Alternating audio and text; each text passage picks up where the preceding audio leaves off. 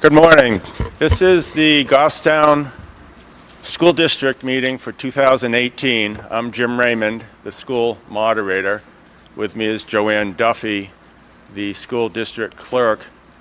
Hiding in the audience is Fred Plett, my moderator. I can't stand his bad jokes, so I left them there until we need him. We have our usual assortment of fascinating items to talk about today. But as we have in the past, we're fortunate to have the high school chorus, or portions of it, to lead us in the singing of the Pledge of Allegiance and singing of the national anthem. But as a further treat, as they're practicing, I guess I have to say rehearsing, for their musical Crazy for You in February, some of them will Josh, I don't remember how you described what they're going to sing. Why don't you tell us quickly? This is Josh DeRocher, who's the maestro and from the high school.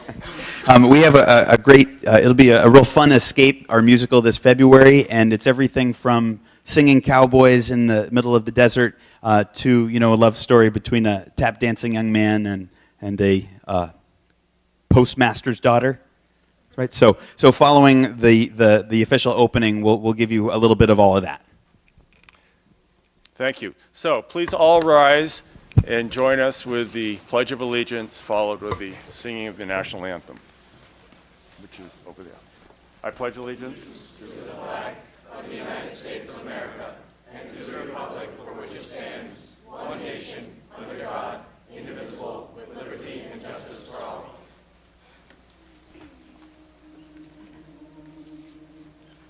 Oh, say, can you see by the dawn's early light what so proudly we hailed at the twilight's last gleaming, whose broad stripes and bright stars through the perilous fight o'er the ramparts we watched were so gallantly streaming.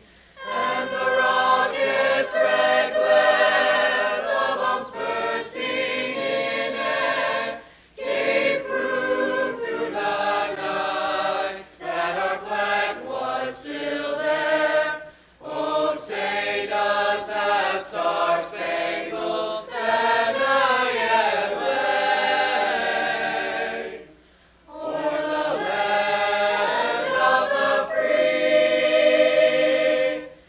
and the home of the brave.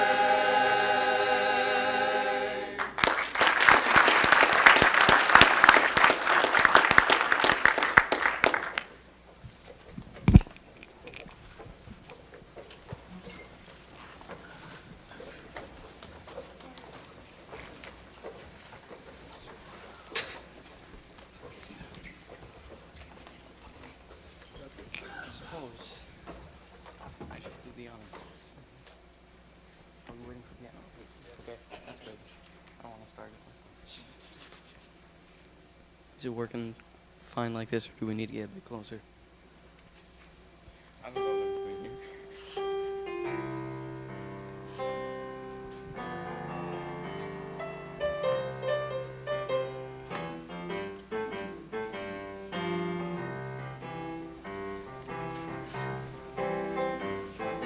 I'm biding my time, 'cause that's the kind of guy I am. While other folks grow dizzy, I keep busy biding my time. Next year, something's bound to happen this year, I'll just keep on napping. There's a somebody I'm longing to see. I hope that he turns out to be someone who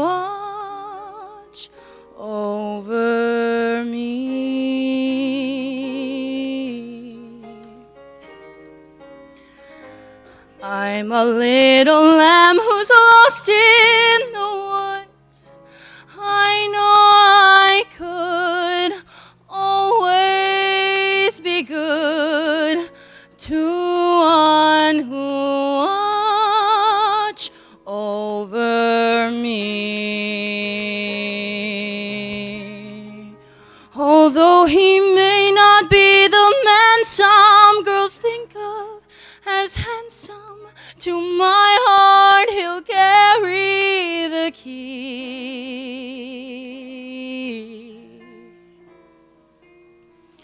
Won't you tell him please to put on some speed? Follow my lead. Oh, I need someone who watch over me.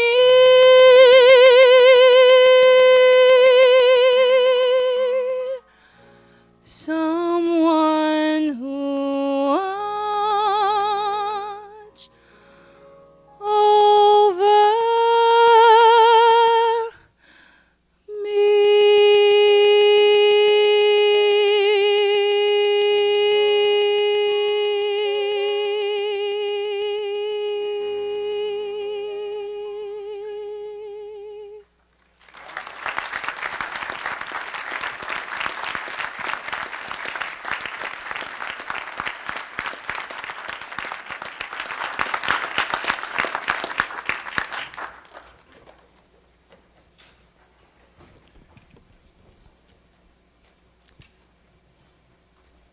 Thank you, Josh, for loaning us the chorus to open our meeting. Just to remind you, the Crazy for You will be on February 16th, 17th, 23rd, and 24th at 7, and there's a matinee on the 17th at 2, so we hope to see you there.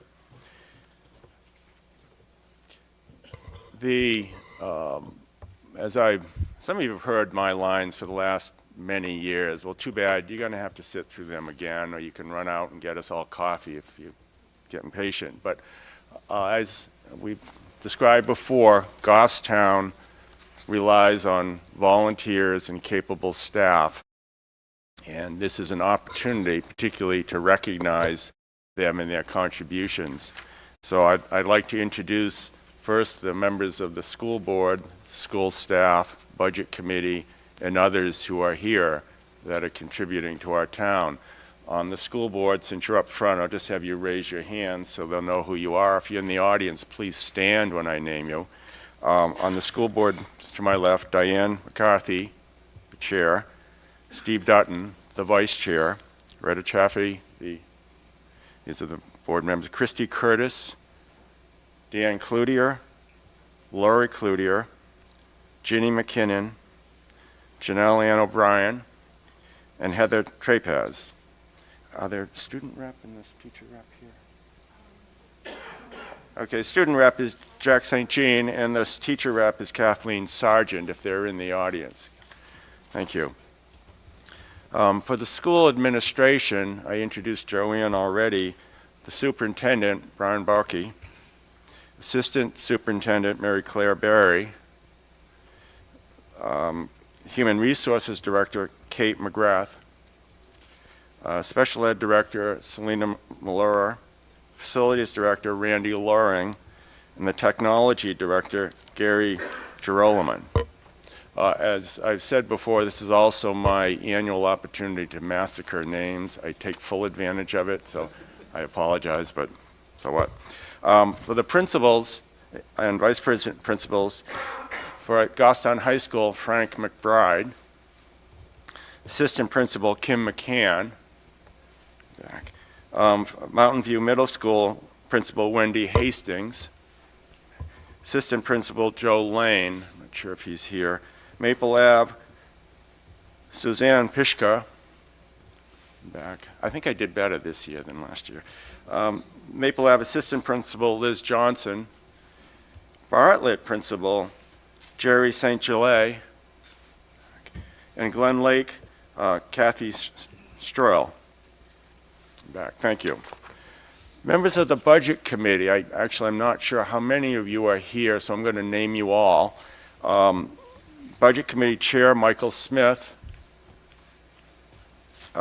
Kelly Boyer, Susanna Buzzell, how do you pronounce it? Mike Buzzell, Craig Campbell, Brian Fournier, George Fullerton, okay, I'm going to work in this one, Peter Grigorakis, somebody help me. She said it. Dennis Lynch, Angela McKenzie, Cole Reel, Emily Sandblade, Kyle Soderquist. Richard Fletcher is the water precinct rep. I don't know if he's here. Diane McCarthy is the school board rep, and Peter Georgantis is the selectman's rep.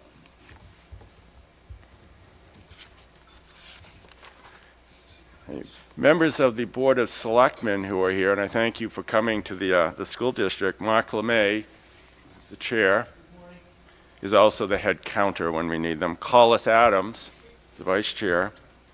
And if Alan Brown, and if he's here, Peter Georgantis again, and David Pierce, who usually is here, but I don't see him. Town administrator is Adam Jacobs. I don't think he's here, and Derek Horn. Kathy Ball, the town clerk, is here. She is the one that keeps the people, makes the people run for election and keeps them in line and reminds us that we're coming up as due. Members of the general court who are here is Claire Rouillard. I don't see any others. And we're especially honored to have with us again this year Senator Lou D'Alessandro. Doesn't work in our... Now, as is custom, we will give Lou a couple of minutes at the end of the meeting, if somebody please reminds me, where he can talk about his prognosis for the Patriots and anything else that he thinks is worth commenting on. So, Coach Lou, you have a few minutes to prepare your remarks. I also want to thank the future business leaders of America that are providing childcare today. Next, Diane McCarthy is going to give out or explain some of the annual awards that the school board gives out. Again, it's important to recognize people who have made contributions to the school district. Diane.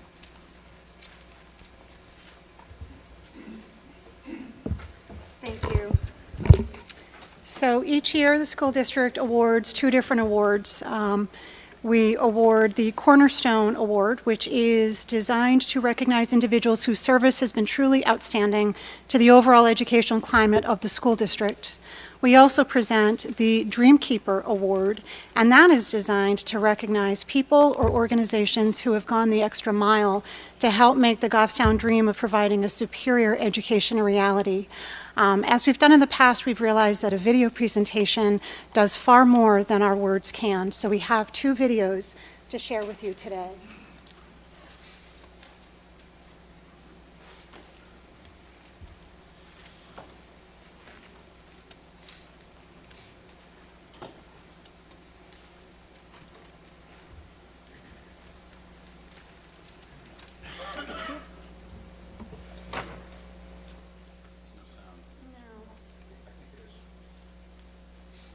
It's not on the sound.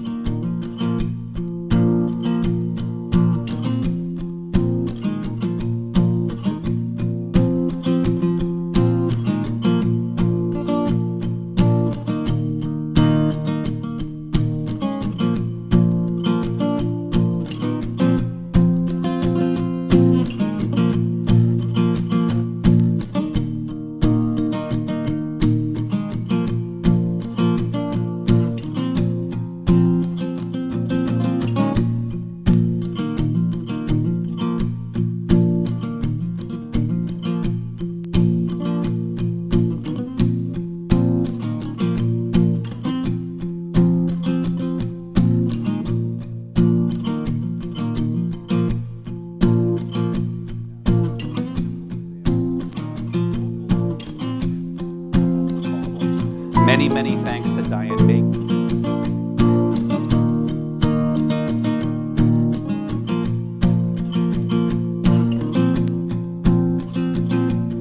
I'd like to offer my most sincere congratulations and appreciation to the Goffstown Network. This program that they established is a wonderful example of local solutions to local problems. Many, many thanks to Diane Macon and the wonderful volunteers at the network. Thanks so much for what you've done for our kids. You're very deserving of this award. Thank you.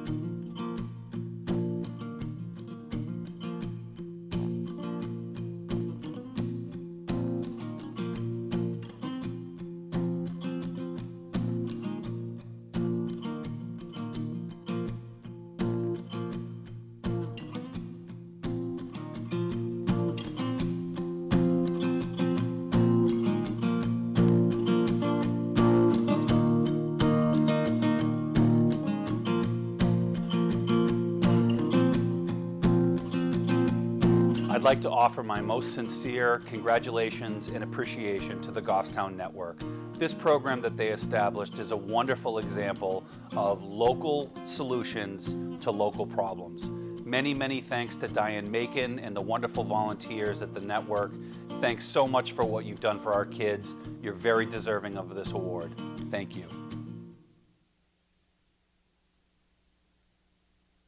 Clearly, that didn't quite go as planned, but we do want to extend our sincerest gratitude and really recommend the Goffstown Network Food Pantry for all their hard work in their weekend backpack program, not to mention all the hard work that they do just providing food for needy people. Certainly, when our most basic needs are not met, we can't come to school ready to learn and to achieve our greatest potential. And the Goffstown Network Food Pantry has been a tremendous partner and resource for our community's children. Thank you. Joan, could you please come up and accept this award?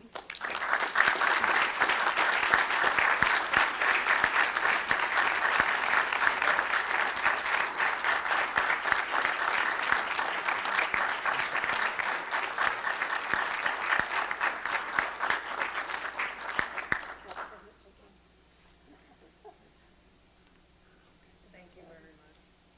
All right, you want to try for two here, Joan?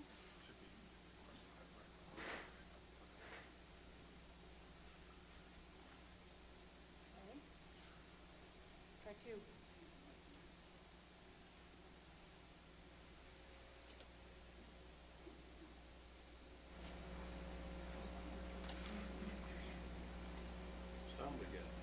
Yeah, so clearly we're having an issue with our sound, and certainly for this award with the Dreamkeeper. Keith Martin is the recipient of the Dreamkeeper Award this year. He was unable to join us today. This video is encompassing the presentation of the award to him, and certainly to sit here and play it for you all in silence really will not be of value as much as if we can get the sound taken care of. So with your permission, perhaps if we're able to take this meeting to address the sound issues we seem to be experiencing, we can revisit the Dreamkeeper presentation at the end. Okay? Thank you. I'm all set.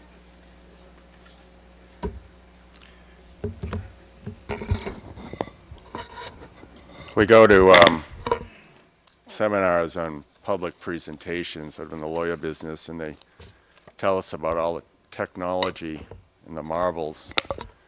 Notice what I bring, because I'm not very adept, so it's one of the risks. Okay, the short lecture on what we're doing, again, you've heard this before, but for anybody new, they're entitled to hear it.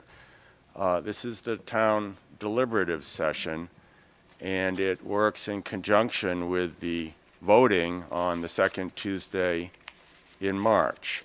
In the old days, and still in many communities in New Hampshire, all those events, town meeting and the deliberative session, are in the old traditional school meeting or town meeting, at which three things occurred.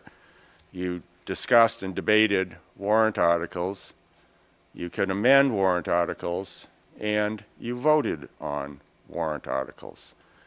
Now, the voters of Goffstown, in their infinite wisdom, elected the official ballot provisions, or known as Senate Bill 2 or SB 2 for the year, the bill in which the year in which it was passed, that separated those functions. So at this meeting, we do the first two of them.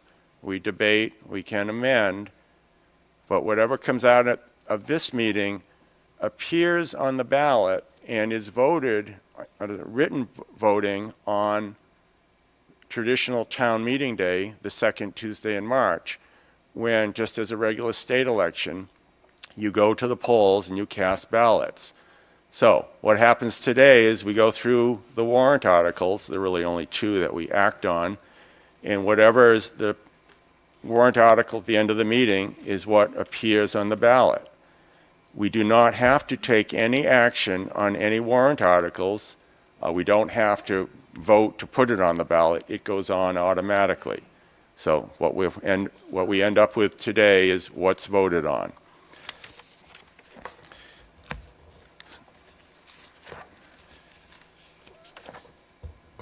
So everybody clear on what we're accomplishing today? A few rules of procedure, call them Raymond's rules of procedure and good order.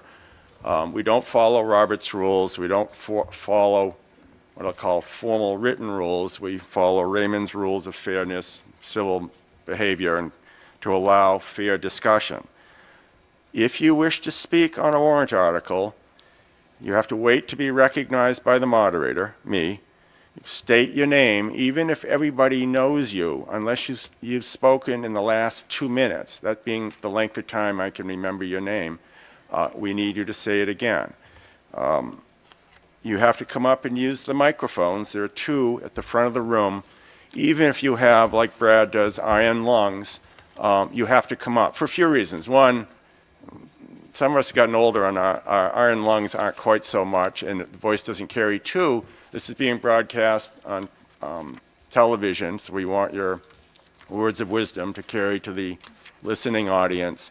And three, it's recorded, so we need you to be up at the microphones. All comments are addressed to the moderator. I will not allow any comments directed to any individual.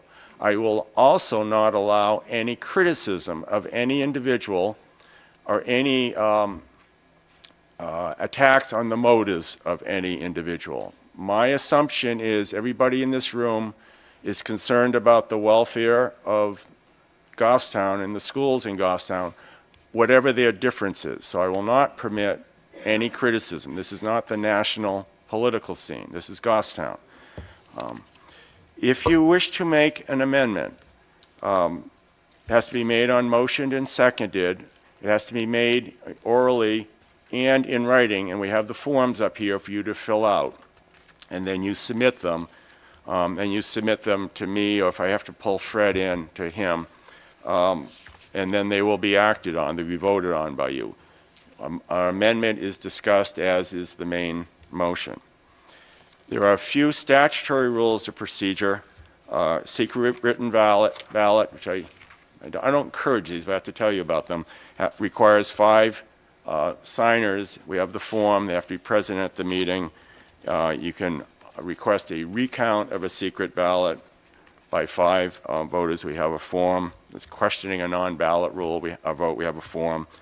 The one amendment that we don't have a form, or rather motion of that nature that we do not require a form for, is a motion to restrict reconsideration.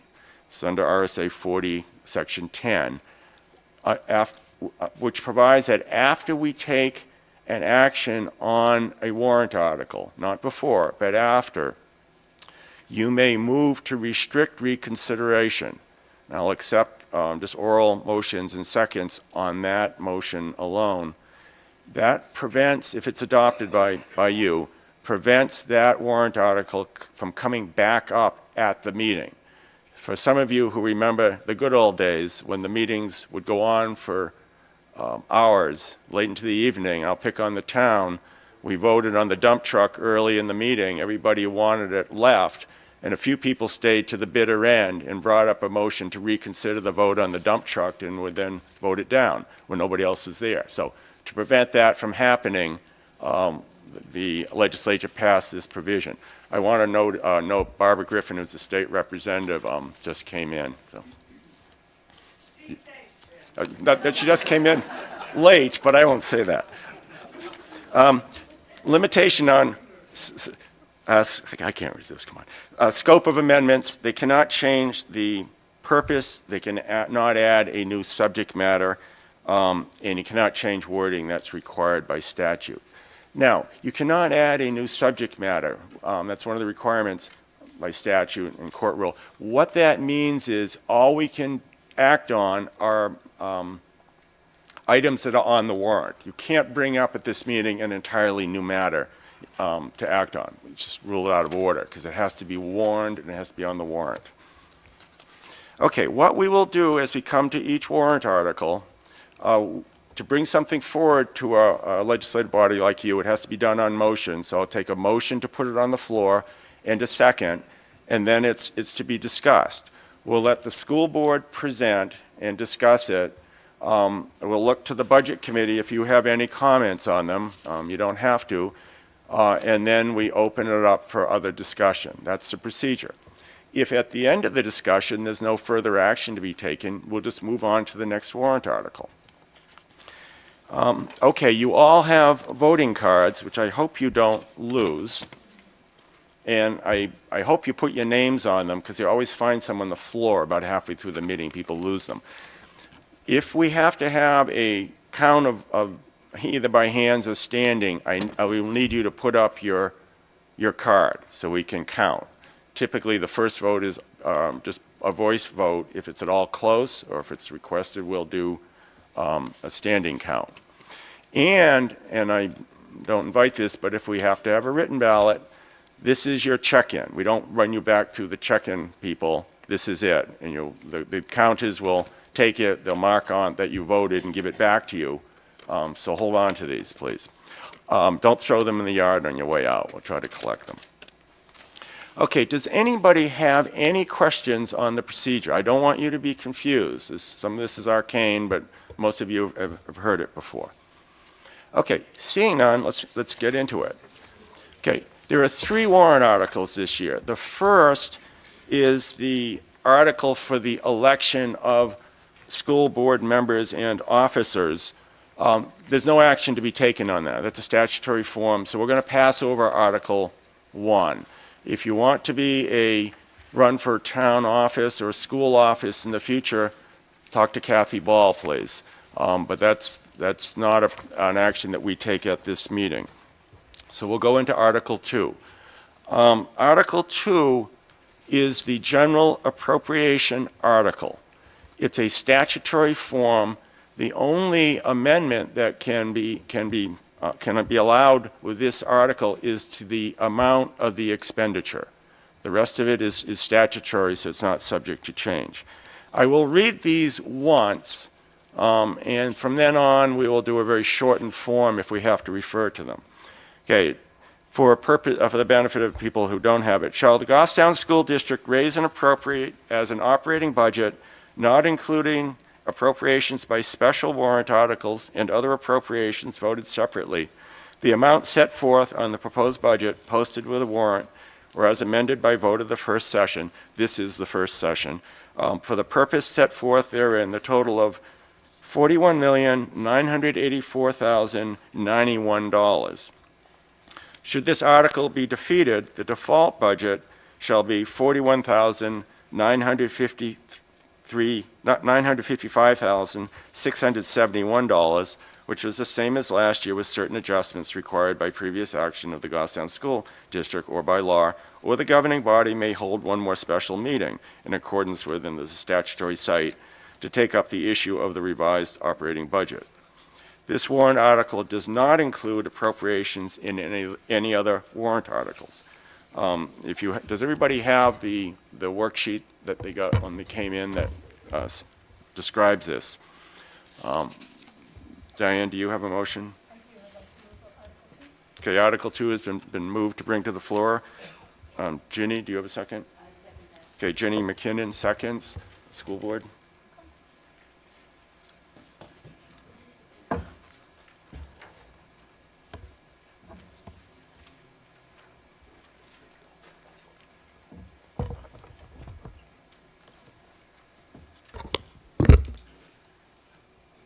You all set? All right, good morning.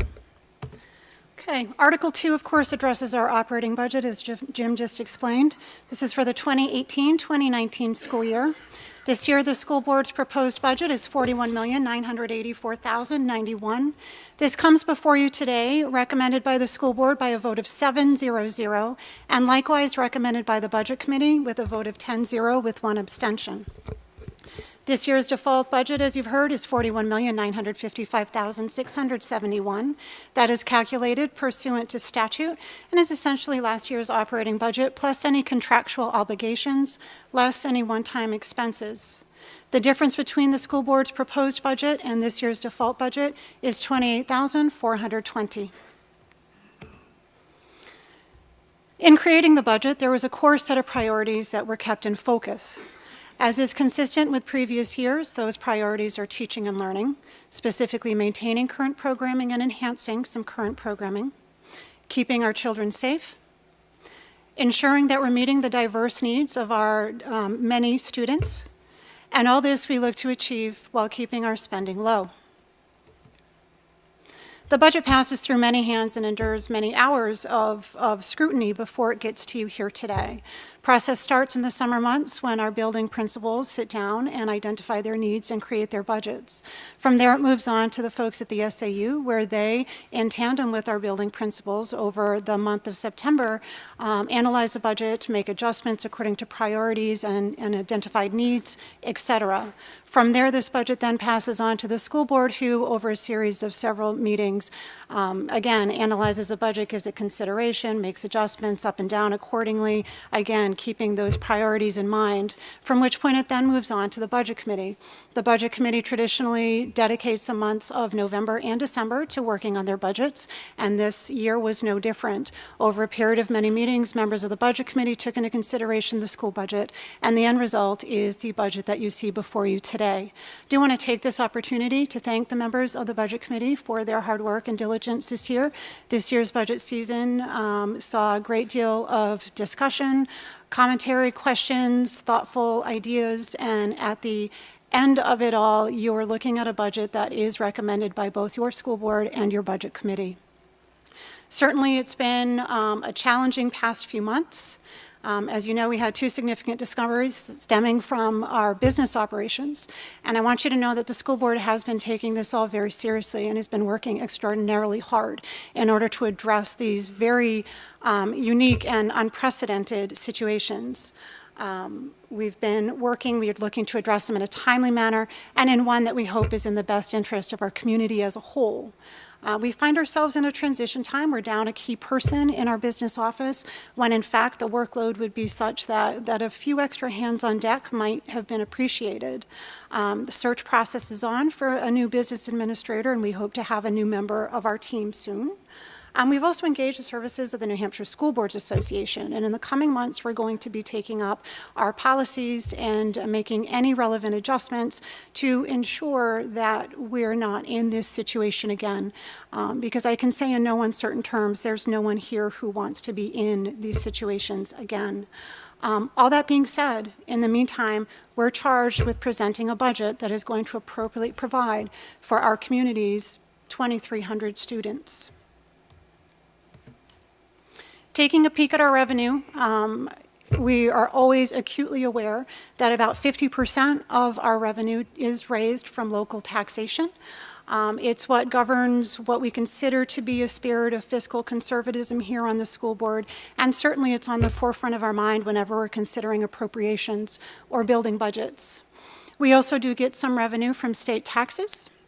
We also receive revenue from something called adequacy aid. You may have heard about it in the news as it pertains to Senate Bill 193 that's currently up in Concord, otherwise known as the voucher bill. Currently, we are receiving about $3,500 per student in adequacy aid, and that's an effort to help towns pay for the education of their students. Special ed aid, that's what used to be called catastrophic aid, and essentially that's to help towns address significant expenses as a result of involved special educational cases. Food service, that is of course from our hot lunch program, that is a source of revenue. We receive some revenue from Medicaid, again that's connected to special educational services. Tuition, of course, from our sending districts. New Boston sends their students here for grades 7 through 12. We're also very pleased and excited to share that we're expecting our first student from Hooksett this year, so that's exciting. We are still receiving a little bit of building aid, that's stemming from the work that was done here at the high school those many years ago. And the remainder is grants or smaller grants, IDEA, Title I, maybe a technology grant that we're able to find. Those fit into that other category. These revenues are projections. They are best estimates based on informed decisions at the time, but they are projections. They can change a little bit as we go through the process. I will say that our culture and our practice here in Goffstown is to be a little conservative with those projections, and the reason for that primarily is it's better to be safe than be on the other side. If you're over projecting your revenues and those revenues fall short, then you find yourselves having a much different conversation, and that conversation is about budget shortfalls, and that's certainly nothing that we want to see in our community. It's taking place right now in 3 other towns in New Hampshire that I'm aware of, and we certainly don't want to see that that happens here. So just a quick comparison, this budget that you're looking at today against this current budget, it's an increase of about $815,000. That's roughly 2% increase. The drivers there are salary and benefits, special educational services, and then also the modular classrooms that we've leased to address the overcrowding issues that we're experiencing in our elementary schools. When we talk about budget, of course, we always want to be mindful of the impact on the tax rate.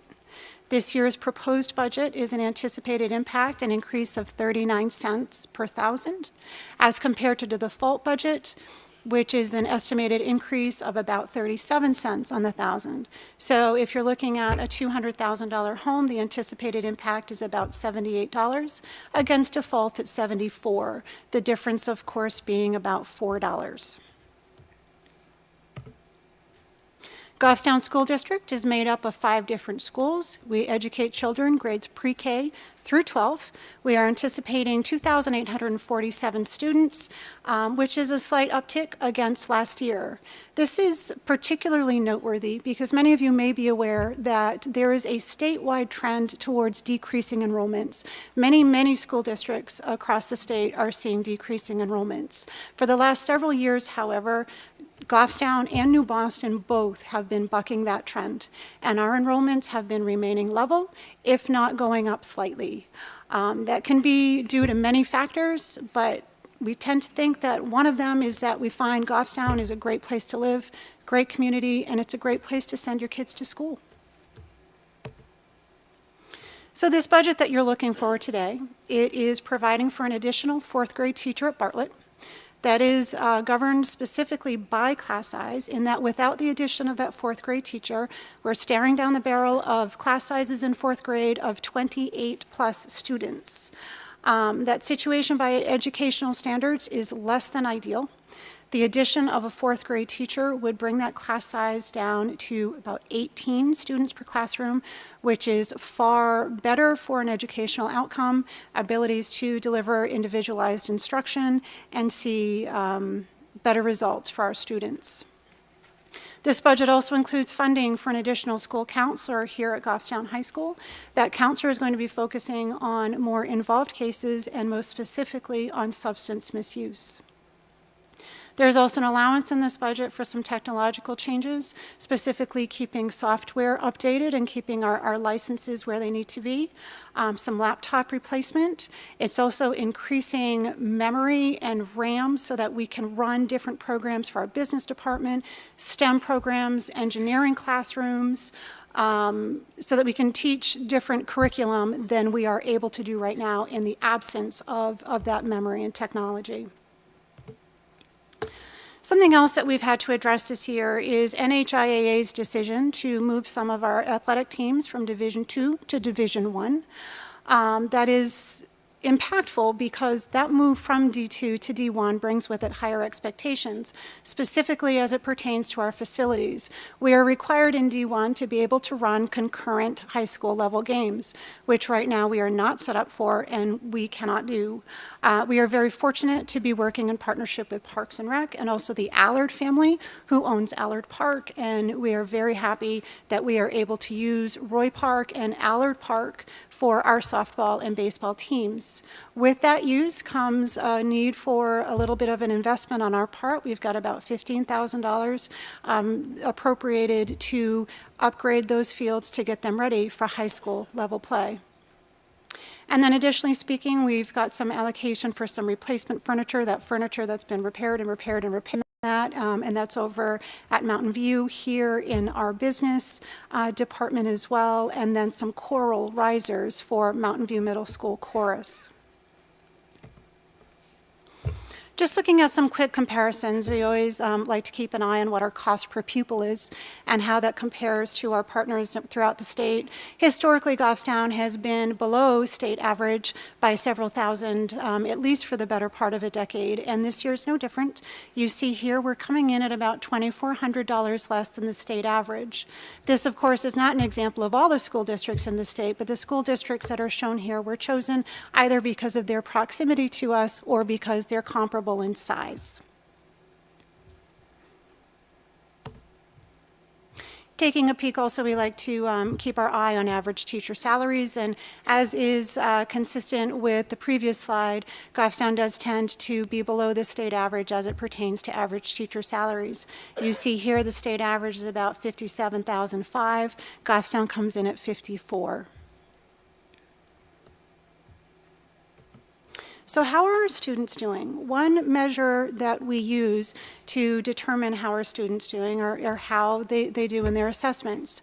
You see here our results for, this is SAT, this is the percentage of Goffstown High School students who met or exceeded the benchmark SATs. This is in reading and writing. Goffstown is in maroon. You see that they have outperformed their peers in the state by this benchmark. Same test, same year. This is the SAT, but this is for math. We're dead even with our counterparts on the state. Looking at our grades 3 through 8, this is their Smarter Balanced assessment, and these are the results for English Language Arts. And you can see here consistently our students are outperforming. There's one year there that we see a little drop. Same year, same test, but this is the math grades. And again, as is consistent with the other slides, you see for the most part, the vast majority are outperforming their peers on the state. So that's how they're doing on tests. How else are they doing? We would say that our students are doing amazingly well. We have an extraordinary group of young people passing through our halls every single day.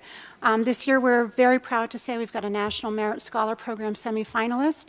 She is not our first, and we know she won't be our last, and we're extraordinarily proud. There are 2 students who received commendations.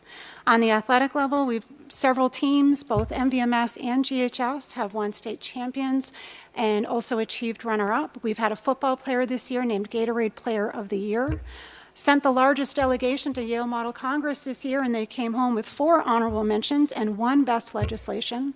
Our art department never ceases to amaze, and certainly this year again, many, many Scholastic Art Awards recipients, not least of which are 2 Gold Key winners.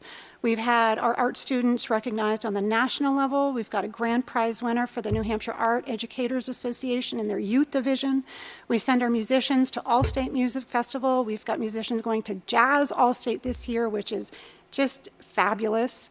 Over at the middle school, our 7th and 8th grade chorus got an A at Large Group Festival. That's 4 out of 4. They did wonderfully. 16 musicians heading to District Festival for the middle school. 7th and 8th graders, 2nd and 3rd place regionally at the New England Mathematical League. Destination Imagination, every year across so many different age groups, those guys do so well on the state level, and you always see them fundraising to head down to Globals and represent Goffstown. Just an extraordinary work being done with that program. Here at the high school, again, we have 1 first place winner, 3 second place winners in their divisions for the New Hampshire Science and Engineering Expo.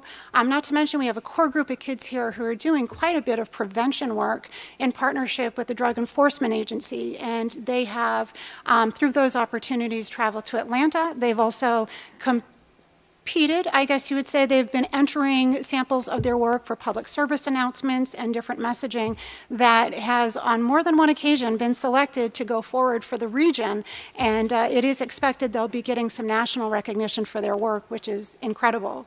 And then, of course, you look at the extensive culture of community service, and our students are donating thousands and thousands of cans of food to our local food pantry.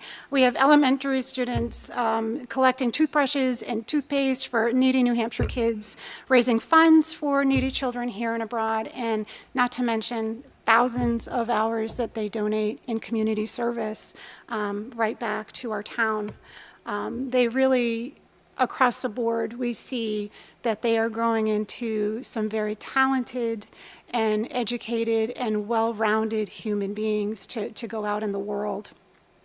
And I leave you with this. We have great schools and we have great staff, and really our students are amazing, amazing kids who are doing some great things. If you've ever gone to scholarship night, you see how many scholarship these children are earning by virtue of their academic achievements and by virtue of their extracurricular achievements. And they're using these opportunities that they're getting to open doors to their future education and to grow into healthy and productive members of our society. And all this we're doing at a relatively low cost when you look at our cost data. We've made a lot of progress over the last few years in our curriculum and in our quality of education, and certainly that is momentum that this board wishes to be able to maintain and carry forward. Our schools are worth investing in, and I think we see that when we look at our enrollment data, in that data holding steady, whereas other towns aren't. I really do think that people are finding Goffstown to be the place to be and the place to make a life and the place to educate your children. And that is to this community's credit. So our schools, they're worth the investment, and we're asking for your support. And I very much appreciate your time, and I appreciate your consideration. Thank you.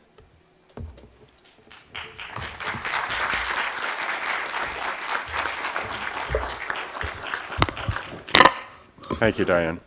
Are there any questions or comments on Article 2?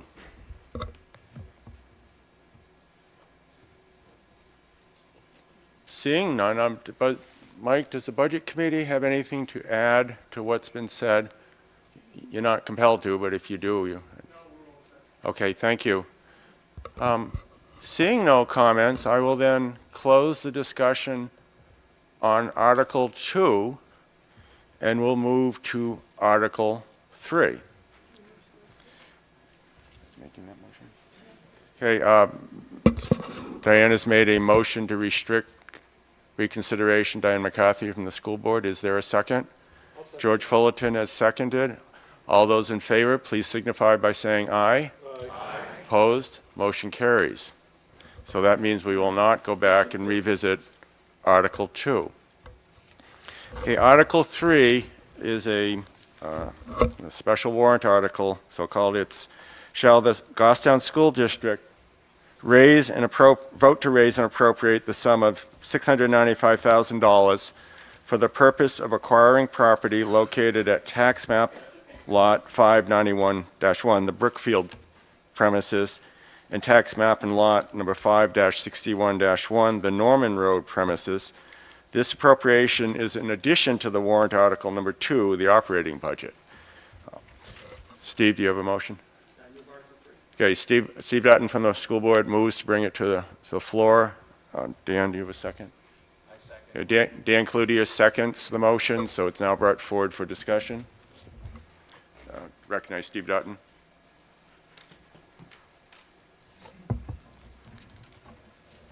Thanks, Dan. Good morning. So as the moderator said, Article 3 seeks to raise and appropriate $695,000 to purchase what is approximately 110 acres of land that sits behind Goffstown High School. It's between Wallace Road and Norman Road. This article comes forward recommended unanimously, 6-0 by the school board. It was also recommended by a vote of 10-1 by the Budget Committee.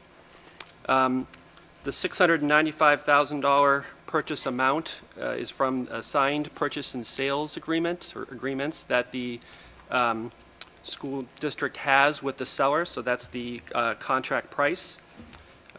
It's important to point out that the funds to purchase the property are to be raised from taxation, so we're not seeking to use funds from the school district's unreserved fund balance or any money that the school district currently has. Just a brief overview of the property for people that aren't familiar with the parcels. As I said, it's approximately 110 acres in total. This is comprised of 2 parcels. The property abuts Goffstown High School. One of the parcels is zoned agricultural. That's the Norman Road abutting parcel. And the other is zoned residential. There are wetlands on the property. This is Goffstown, but we have done some engineering work. Engineering work has been done, and that shows that approximately 70% of the 110 acres is usable land that the district can use in the future. So I have a couple of pictures of the property. Goffstown High School is in the bottom right corner. The first parcel is immediately behind it, so just above it in the screen, and then the other parcel is to the left. So Norman Road is on the left, Wallace Road is on the right, and that's Mass Road along the bottom. This is another shot. This is an aerial shot of it, and you can see the easement for the power lines across the top, the dotted lines. The Norman Road parcel extends beyond that up to the residential lots at the top of the screen. So what's the value that the school district sees in this property? I mean, first, it's the size of the property, almost 110 acres. It's a significant sized property, which would just provide the school district with a number of options to utilize the land in the future. It's right in the center of Goffstown. It's adjacent, it abuts Goffstown High School, which we see as having tremendous value as we look to how this property could be used in the future. There are obviously some economical and sort of practical logistical efficiencies in having land that's contiguous to the high school, a school that's already in operation. It's also very accessible property. There are 4 points of access in addition to going through the high school property. There's a point of access from Wallace Road, from Norman Road. There's actually a point of access from Mass Road. There's a right-of-way across property that was formerly owned by the Villa Augustina School. There's a house there that's known as the Emmaus House, and so there's a right-of-way to build a road across that parcel and also to access water and sewer, which would provide great value in the future to the district. There's also access via Crestwood Lane. So this article comes forward as a result of really a lot of work on the school board's part in investigating property. We've looked at property in town for a number of years and focused in on this property really for the last 3 years as we've been investigating and negotiating with the seller. As we were looking around, there really were no comparable parcels of land. This is in the center of town, and it abuts the high school, and really just saw that as an ideal location, particularly for a parcel of this size. And really, the vision here with this article is to acquire land to address future needs of the district. It's land for the future, really trying to be forward-thinking and provide options and flexibility for the school district down the road. We have no plans, particular plans in place, for building a new school or new fields, although this land would be suitable for both. We've over the years, we know we've been addressing, and we know we have challenges. Diane touched on this change from D2 to D1 in athletics. That brings with it some space needs in terms of being able to provide really what's the minimum required fields, and we don't have the space, or we're facing challenges in finding the space to be able to provide that for our student athletes. We also lack practice fields. We're lucky that we have fields available, but they're scattered all over town, so we have kids traveling to these fields with not quite the level of supervision or the level of safety that we probably want. So this is a potential, this land could potentially alleviate that. We know we have space needs in our school. We have portable classrooms being utilized. Those don't last forever. We're seeing increasing enrollment. Some of our school buildings are quite old. So as we look down the road, this property could provide options for the district in trying to address those challenges.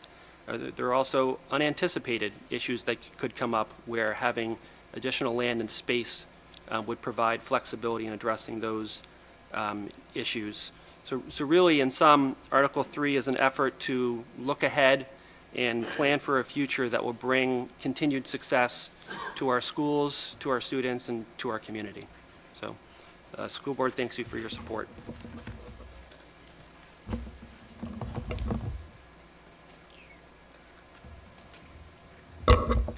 Thank you. Are there any questions or comments on Article 3?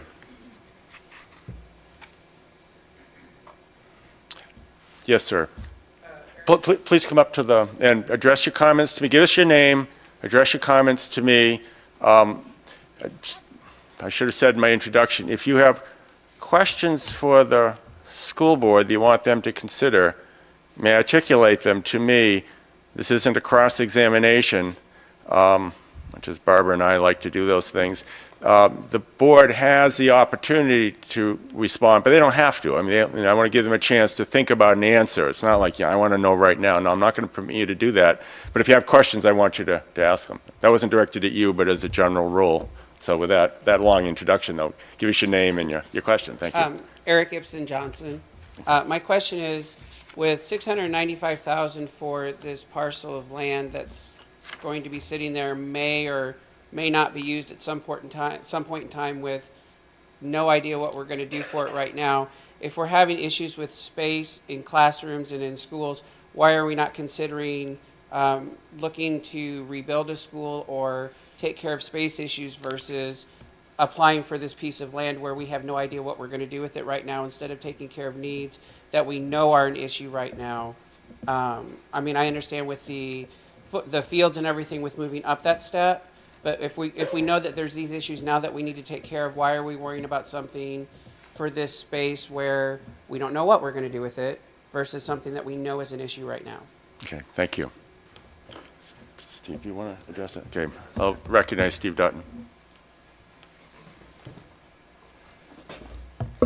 So I guess I'd answer that by saying we have been addressing our space needs on an ongoing basis.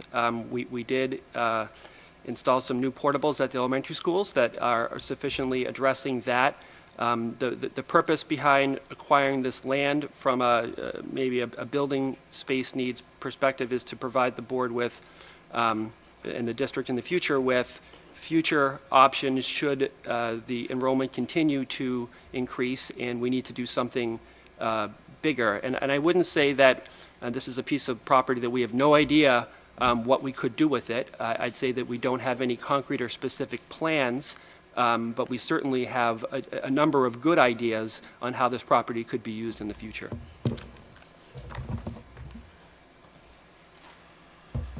Other questions? Barbara. Go, Barbara. Yeah.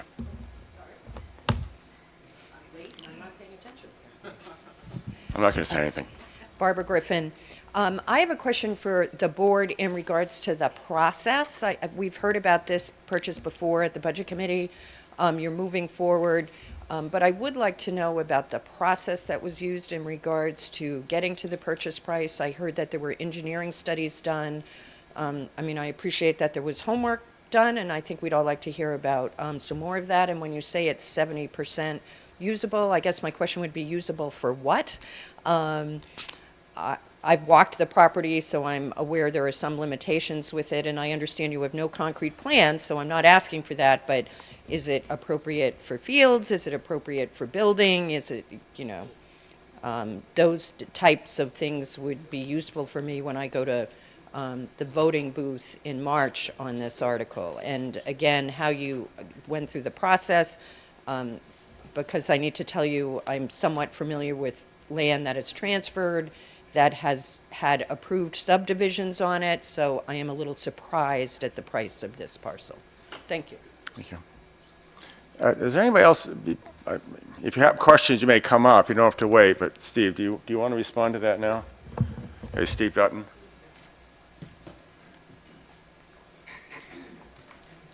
So in terms of the process, we started looking at property several years ago, 3 or 4 years ago. I think it was pretty public that we were looking at the Villa Augustina property. This property in particular has been investigated by the school board before, prior school boards. And so we sort of picked up on that after the Villa property didn't work out. We did do some due diligence in terms of engineering. There was a public walkthrough of the property by the board. We certainly had an appraisal done by Joe Fremo's office out of Manchester. It's a few years old now, but at the time, the appraised value that he gave us was $625,000.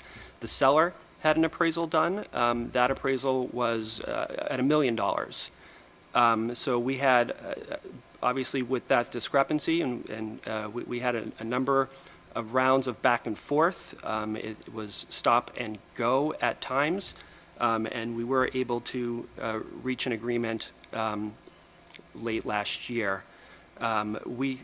Based on the due diligence that we've done and the plans that we've seen, we think that this property can certainly be used for fields to expand the school district's playing fields. We also have confidence that it would be an appropriate site for a new school building if that's a direction the district went in the future.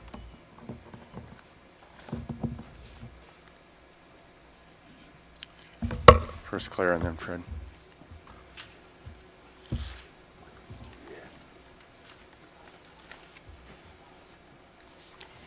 Claire Roulard. I first want to thank all of you for doing such a wonderful job, including the moderator. This is more of a comment rather than a question. When I looked at the article and paid attention very closely in person and while watching on TV sessions that I was unable to attend, I was concerned that as taxpayers we're purchasing something that we do not know what we're purchasing the item for.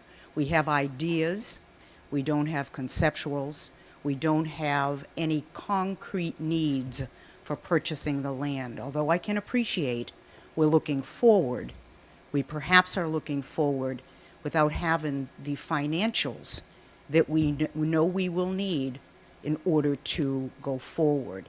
I'm specifically concerned with not having the audits that we had in place requested in time for this year's vote. So we do not know the amount of funds that perhaps the school board has in its coffers because we don't have those audits complete yet in time for the town to vote. So the two concerns I have again is we're not certain what we're going to be using this for, and the way I traditionally do my budget, and I try to spend taxpayers' money the same way I spend my money, is to know what I'm doing, ask for what I need, and go forward. So those are my comments, and I hope that everybody pays attention to this. Thank you. Thank you. Fred Platt? I debated whether to say anything, but I'm going to. I'm in a You butter. have to introduce yourself, even if I did. I'm Fred Platt. I'm in a butter, and I'm all for this. New fields, though, I'll ask you, be careful where you place the speakers. Thank you. Yes, sir.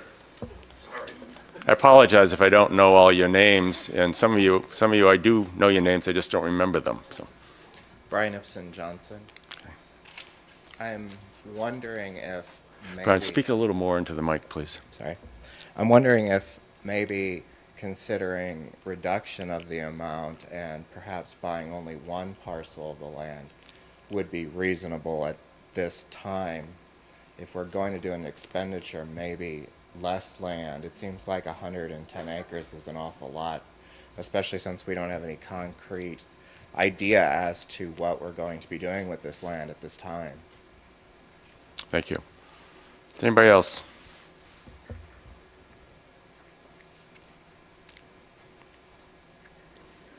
My name is David Neiman. Good morning, Mr. Raymond. Good morning, David. I'm also interested in the process as relates to some of the other questions and frankly, the amount which strikes me as a pretty rich amount for 110 acres in Goffstown. I have read a few appraisal reports in Goffstown over the years, and so I would like to know, you mentioned an appraisal that was done by a gentleman out of Manchester that was done a few years ago. Specifically, how long ago was a few years ago? A comment on an appraisal from the seller, I mean, that should just be discounted in the first place. That's not really relevant for something like this. And also, the appraiser from Manchester, was this a certified and independent appraiser? And if there is a copy of that appraisal report, is it available for the public to view somewhere? Thank you. Other questions? Yes, sir.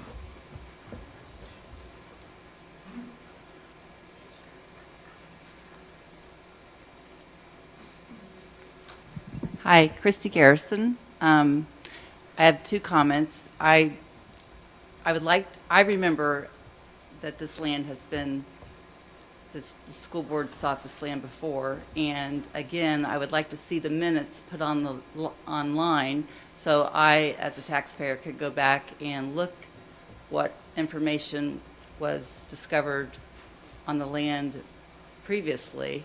And I also would like to echo that I can't support any appropriations until the audit is done and in public. I think those details are important, and before we go buy a piece of land that might or might not be needed, until the audit information comes out and we see how much money is in there, how it happened, what oversights are going to come about so it won't happen again, I just can't support anything with any type of appropriations. And again, I would love to see the minutes online so I, as a taxpayer, can go back and look at the minutes. Yes, I've called the SAU when I've had a question, but I can't imagine the SAU has the amount of time to answer my questions every time I want to seek information on previous year's minutes. So I think as a taxpayer, that is just something that they should, would be very beneficial. Thank you. Thank you. Anybody else? Yes, ma'am.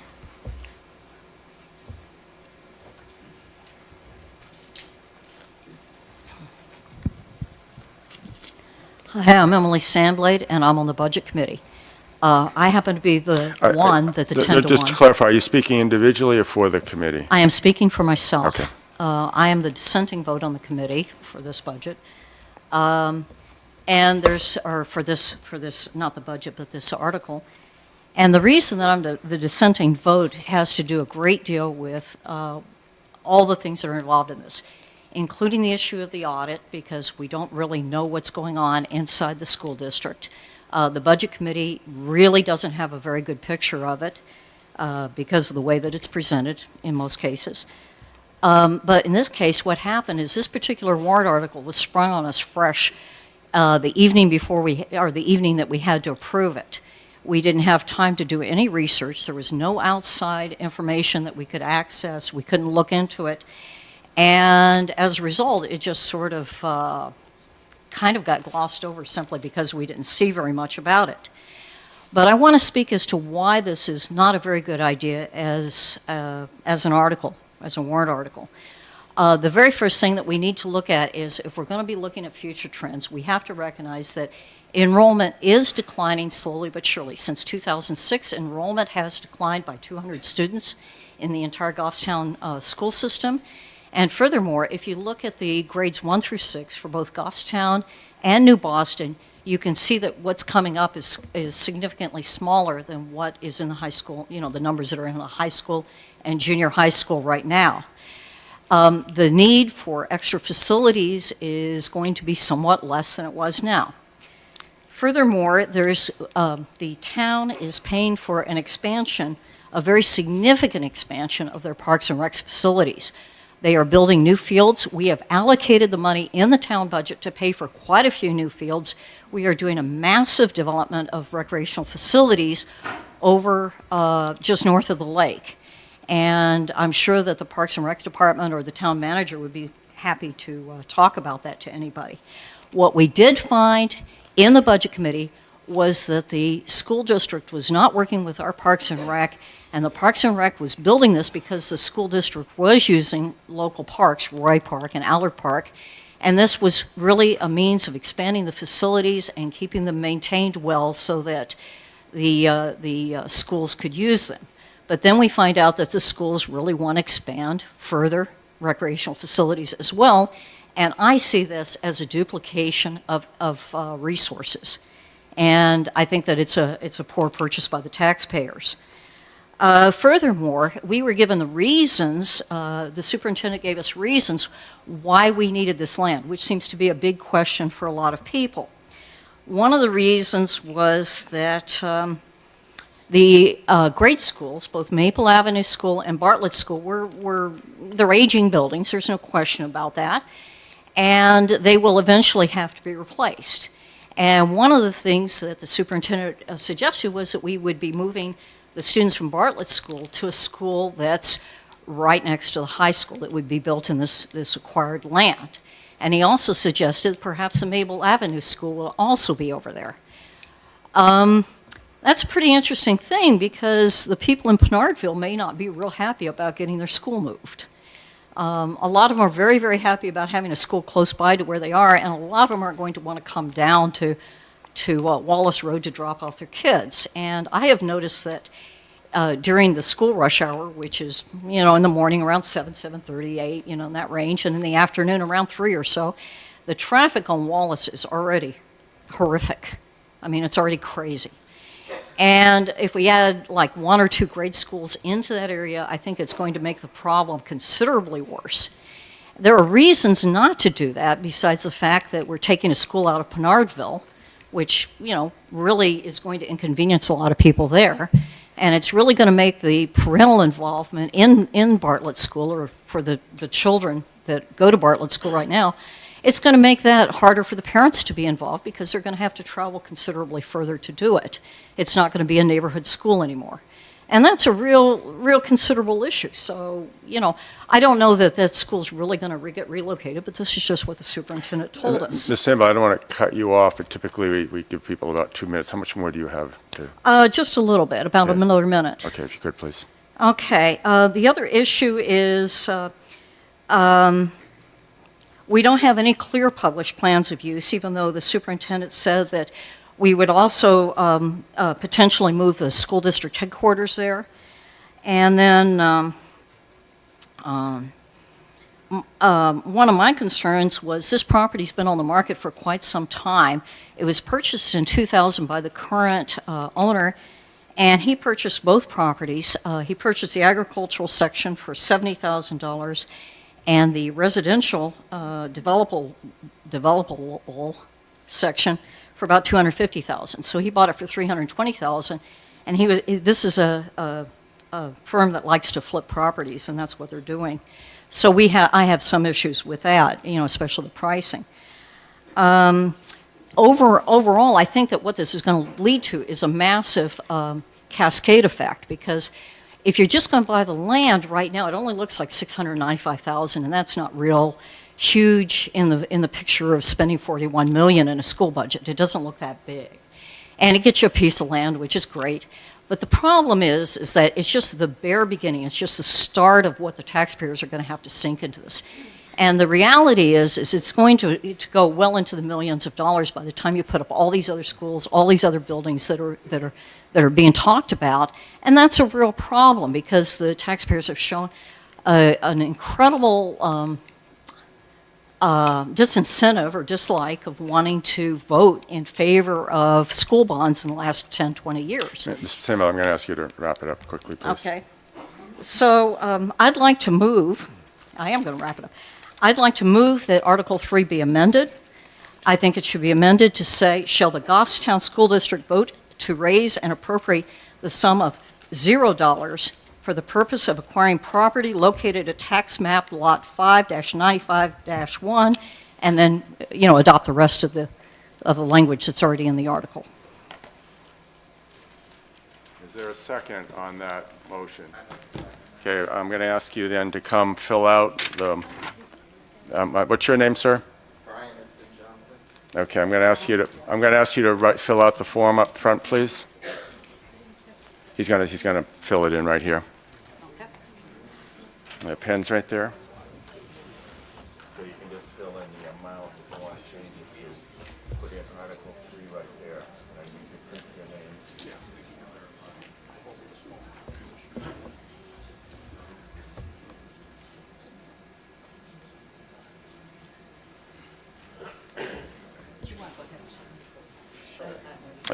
I need you to,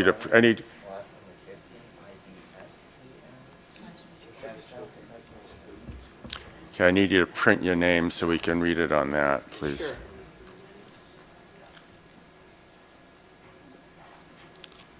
Yes, you're going to be on it.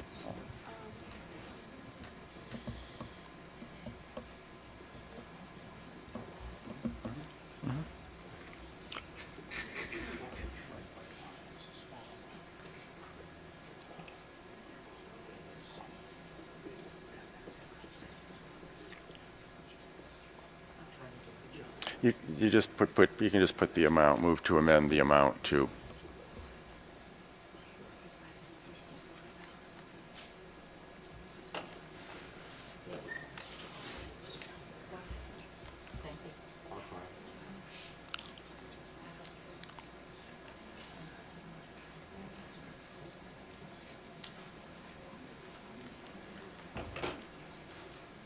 Okay, you just have to state the amount, please. You just have to state the amount. Yeah, I've got it. I think it's clear.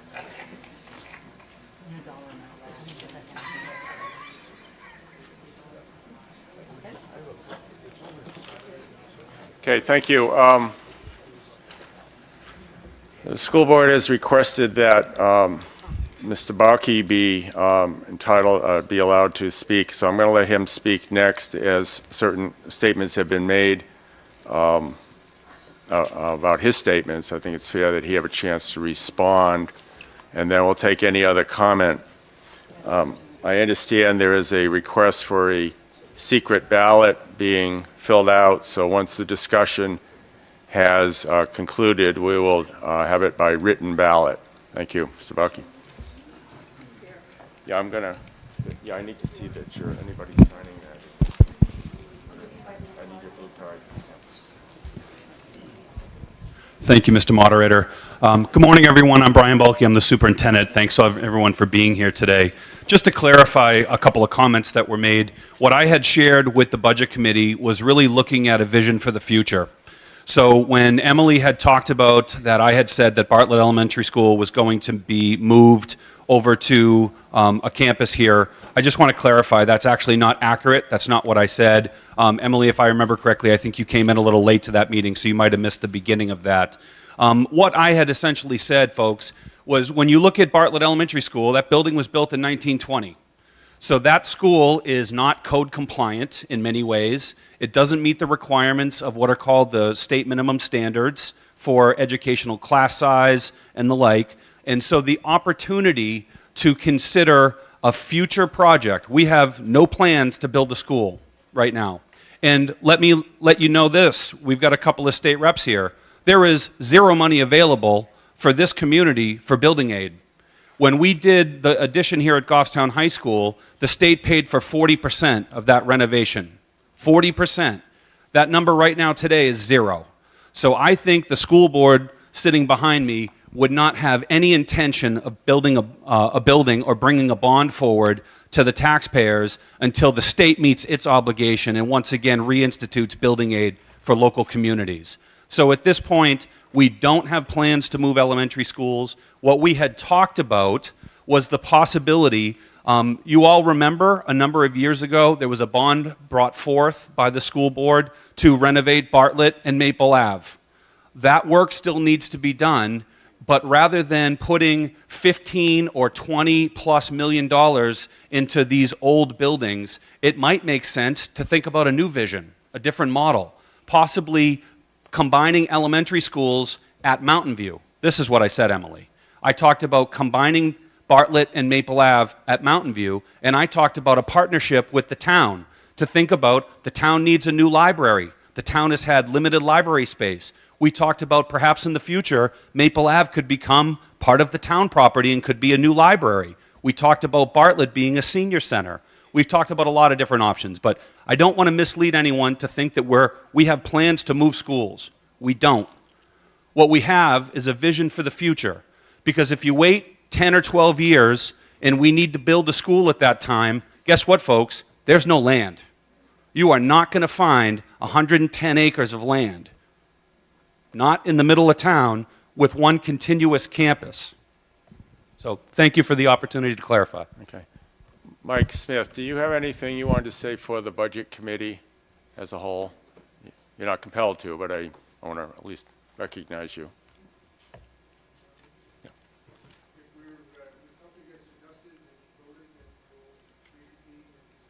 Okay.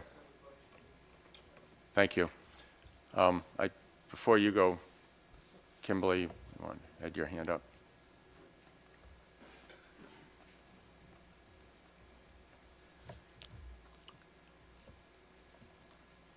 Thank you. My name is Kimberly Peace. Can you hear me? I am speaking as a citizen, but I'm also a member of the planning board in town, and I'd like to just say I'm in support of this warrant article for several reasons. Number one is that having been on the planning board, I'm aware of the fact that there are several subdivisions that have been approved that are not completely built out in town, and we also have several subdivisions that are being approved or in the process of coming forward for review from the planning board. So our town is growing. We are growing with households. We are growing with students that will need places to go. And the Goffstown real estate market is doing very well. And even the not new buildings, but also just redevelopment as the seniors are finding smaller homes and they're selling them to families that want them. And we are a growing community and we need room for the schools to develop. And I also agree with the fact that we've spent a lot of money trying to work on redesigning and redeveloping and retrofitting buildings that don't need to be repaired at this point. They need to have a better plan in place where we can actually take a look at that. And this gives us the opportunity to do that. I think that the number one key factor that we need to look at is that this is 110 acres that abuts our high school. And that is something that we can't find anywhere else in town. So it might not be the most perfect spot, and it does have wetlands, and it does have some challenges, but the fact that we could have a unified campus is something that would be a great advertisement for our town, for our schools, and for our students. If you're not aware of it, there are lots of playing fields that are off-site of our campus, and because of that, we have teenagers that have to jump into their car and race over to their practices, and there is no way to bus them without additional costs. So students that have to go to practices have to walk or be driven in some way to find those practice fields. So we do need practice fields. We do need space for our students. The Parks and Rec facility that is being built also has pressure to be used by other outside groups. I have worked with Tri-Town Soccer in the past, and we would love to use those fields. So just because we're building new fields doesn't mean we're lessening that pressure. And especially in a state that's having an opioid crisis, we do need to support every way we can the possibility for students to have something to do. And so it would be great to have more athletics in our town and more activities where students can get out. And I just think that this is a great opportunity for our town.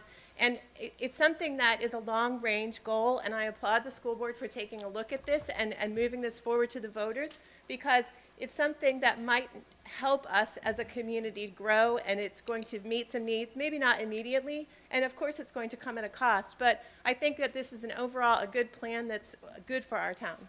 So thank you. Thank you. Yes, George Fullerton.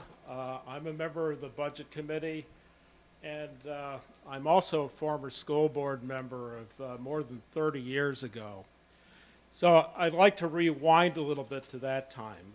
Back over 30 years ago, we were looking at space needs again in the schools, and part of that effort occurred at another time when there was a piece of land adjacent to Bartlett School that went up for sale. And instead of following a process there, which the school board here has done very well, that came up in the spur of the moment. And before even negotiating prices, the school board took the seller's offering figure and tried to get that passed through a special article. The price of that was over $1 million for a small parcel next to Bartlett School. Later in space needs, we look at what the space needs are, and you look at options for Bartlett School, among others. And as Brian Balke said, we cannot easily rebuild Bartlett School to meet state minimum standards. It is an aging structure.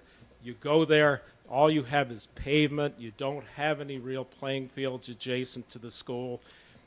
And so if you look at the point where we're going to have to do something to Bartlett School, and we want to meet minimum standards, maybe we would have to reduce the population that's going to Bartlett School, reduce the number of grades, perhaps bus some of those students over to other schools, but which we don't have. And at some point, you've got to look at having options open to what you're going to do. And an option of having land adjacent to the high school, which can be used for multiple purposes, is great. This has been negotiated. I heard comments about appreciation of price and flipping property. Well, you know, years ago, I bought land adjacent to my own house, which is now, we donated a conservation easement on it, but we paid $30,000 for that, and 20 years later, the appraisal is $150,000. So, you know, what we talk about appreciation there, what we're seeing is very normal, and I consider this to be a very reasonable price for that piece of land to open up options. George, If I'm going we to ask don't you do to this, wrap we're going to up. have to restrict our options severely. Thank you. If you step down. I can't say no to, I'm going to recognize Jane Raymond. Sometimes.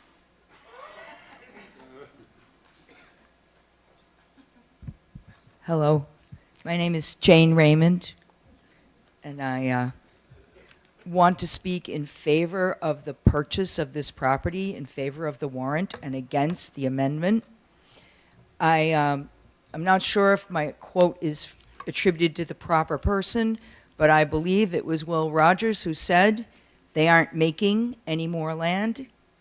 And the bottom line is that this purchase and sale agreement, if this property is not purchased, the seller will go back to his realtor or her realtor and put the property back on the market.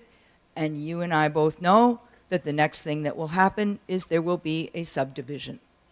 So the prospect of preserving the open space in the middle of Goffstown for future development or future use of the community is an opportunity that isn't going to come back. And that is the part that worries me the most, is that we have concerns about what it might be used for, whether the cost is appropriate. But the bottom line is, if we don't take the opportunity to purchase this property, we may not have any opportunity to do something about it in the future. I urge you to vote in favor of the warrant and against the amendment. Thank you. Joanne Duffy has asked, she's clerk, but she's also the town planner, and so she's asked if she can speak in a non-clerk capacity. So. Good morning. I didn't want to say anything, but I feel like I have to. As Jim mentioned, I'm the Planning and Economic Development Director for the town. Previous to that, I worked in the town of Hooksett for a number of years as the town planner. They were in the same situation. They were looking for land at the time for a high school. As you all know, Hooksett does not have a high school. And they spent hours and hours and so much time looking for available land that would be suitable. Their layout is pretty much similar to Goffstown's, with its wetlands and hills and things like that. And they were not able to find anything because really they waited too long. In the process, they waited maybe 10 years too late, and all of the land was either not appropriate for a school with the acreage that would be needed, or it was sort of not in a great location. Or they were looking at commercial land, which, no one wanted to take that commercial land and develop it for school purposes. So as much as this sounds like a large amount of money, and it is, I think providing for the future, you really have to look for the future. We're not looking for what's happening right now. And if you don't look to the future and provide for the future, the land will be, not even that piece of land, but any available land will be gone.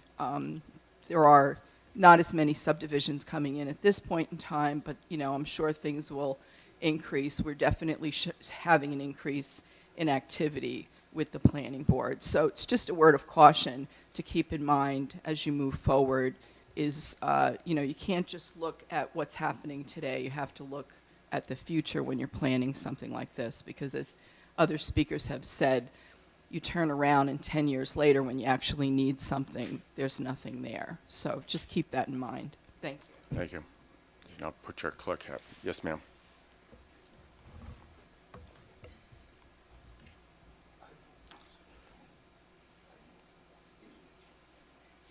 My name is Jill Calvo. Could you spell your last name, please, Jill? Calvo, Calvo. Thank you. I was at the town deliberative session in January when the school board proposed this, and it came at quite a surprise to the budget committee because it was the first they had heard of it.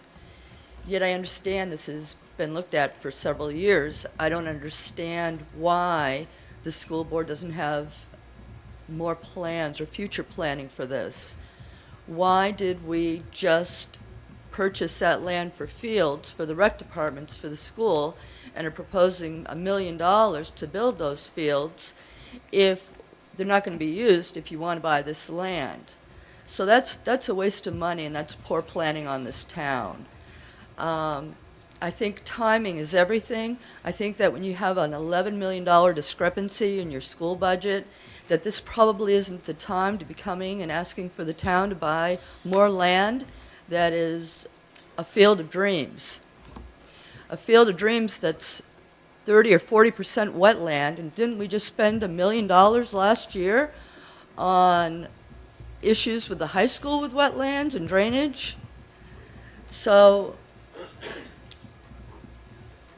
I saw that with the $11 million going back to the taxpayers, 40% of the taxpayers are not getting that money back because they've moved out of this town. That's a large amount of people that are leaving this town. not because it doesn't have a great school, because we are ranked 5 in the state, but because the taxes are so high. The median house range right now is $290,000. We're getting reassessed this year. That means taxes will be going up again. I look at young families that want to move into this town to use these schools, and they're not coming here because the taxes are so high and the house property values, they're placed out of it. So I don't understand why all of a sudden we have to buy this land when it's been available for so many years. Why the urgency now? And when I was at that planning board meeting, the budget committee meeting, January 9th, the school board had no handouts for the public, yet they slipped some to the budget committee. And the budget committee had a closed meeting afterwards, which the superintendent was allowed to speak at, but the public was not allowed to speak at afterwards. It was closed.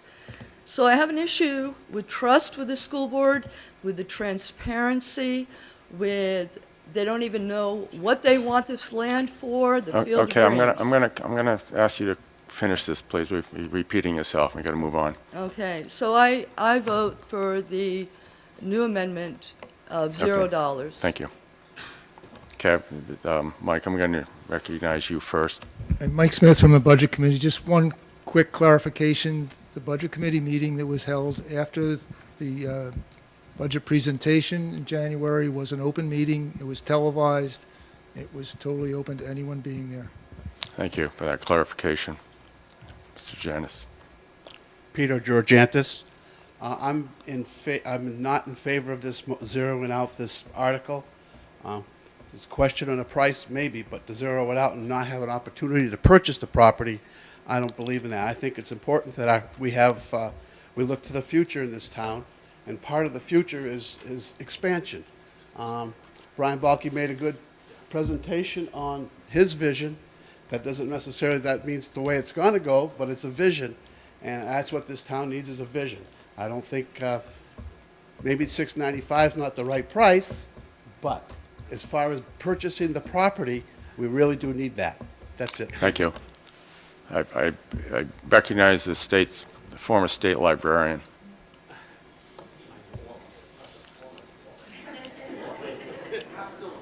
Well, you're still working, but question is in what capacity?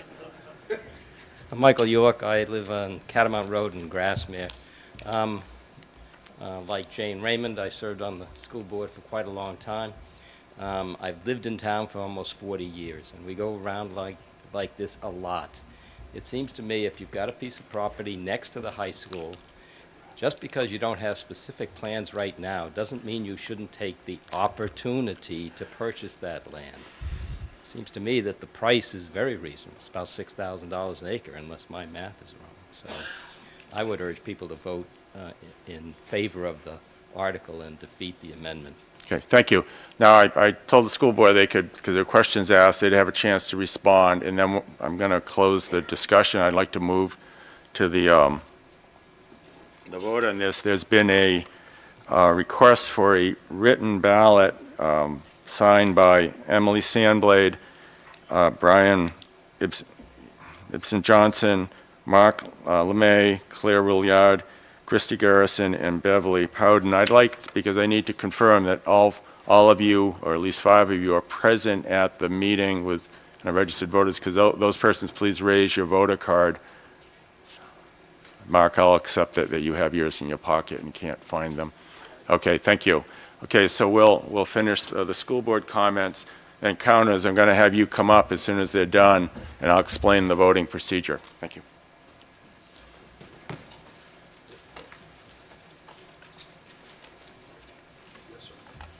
Thank you. I just wanted to speak a little bit more as to the process on the price, since that was a question that came up again, in terms of the appraisal. So the appraisal that the school district obtained was approximately 3 years ago now. Again, it was a $625,000 value in the appraisal. It was done by a certified independent appraiser, very reputable office with a lot of experience in this part of the state. So the school board is very confident in the appropriateness of the price, and it was a price that was came as the product of really lengthy and at times challenging negotiations. And just to sort of reiterate what the board's goal here is, it's really to have a vision and a plan in place for the future.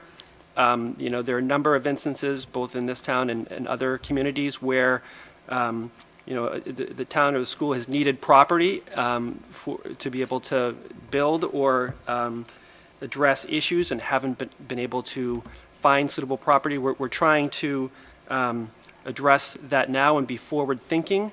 You know, we have prime property available now that's in a location that gives the district great flexibility to address a lot of issues and unanticipated challenges that may come up in the future. It's you know, adjacent to the high school. It's got multiple access points. It really is ideal in many aspects in terms of where it's located, and it may not be available later. So, you know, the board thought now was the time to bring it forward to the voters and let the town and the community decide if it wanted to have this in place as a vision in order to plan ahead for continued success of the district. So I'd urge that we vote against the amendment and in favor of the original article as it was presented. Okay, thank you. Do you have anything new to say, or I'll do it very quickly, but I want to move to a vote, please. My name is Joe McCarthy, and full disclosure, I do work for RE/MAX, although I do not benefit from the sale of this property. The town just bought a house downtown, being forward thinkers for a future, maybe circle, roundabout, right downtown. They didn't ask for anybody's opinion on it. They didn't ask for anybody to vote on it. They bought it, forward thinking. The board, the SAU, is forward thinking with this by buying this piece of land. It's attached to land that we already have, which is the school. Many things have been shot out there as far as, you know, what's going to be done with it. I think people are stuck on the fact that fields are going to be built on it. It's just something that was mentioned. It didn't mean that they were going to go out and start building fields. Parks and Rec are building a couple fields also, but those fields aren't going to be regulated sizes that we need for the school programs that we have to bump up because of the NHIAA. I think forward thinking is the key statement here, and I hope everybody rejects this $0 amendment. Okay, thank you. I'm going to close the discussion for now. I'd like the four counters to come up, please. You know, they volunteered eagerly to do this when I drafted them at the beginning of the meeting. It's Gail Lebrecq, Mark LeMay, Brad Parkhurst, and Joan Stevens. Joan and Mark, why don't you, how you want to split it up? Okay, take some pencils. And then, no, Fred is going to help me moderate this.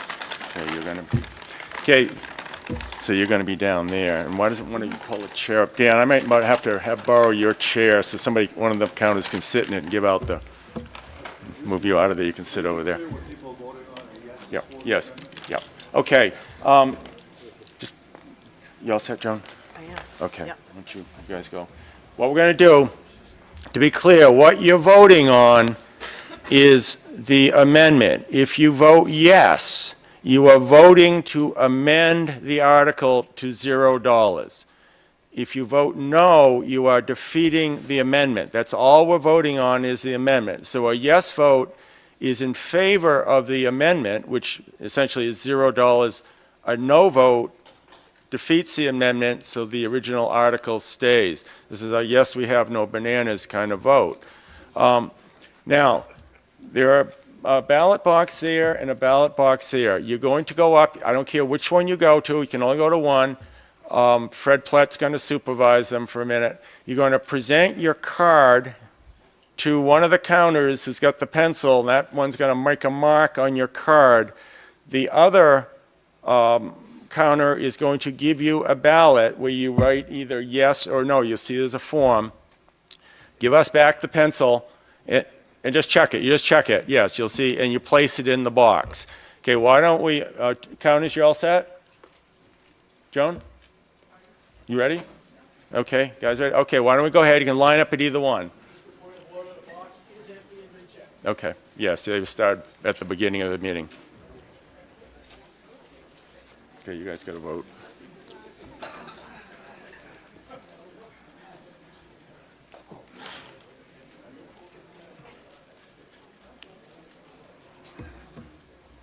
Once we're done, we will immediately count the ballots, so hang around.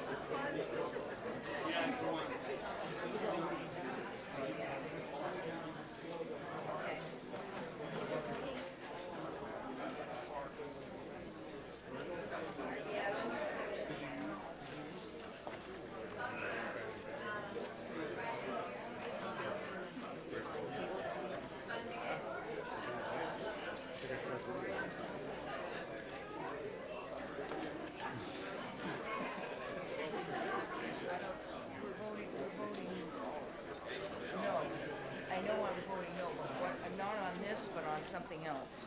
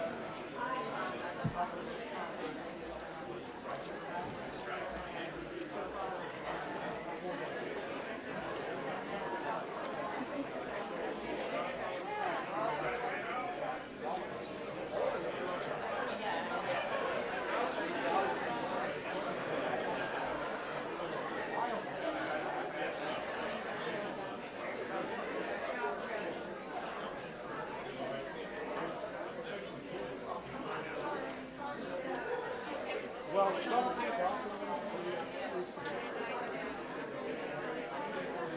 it depends on whether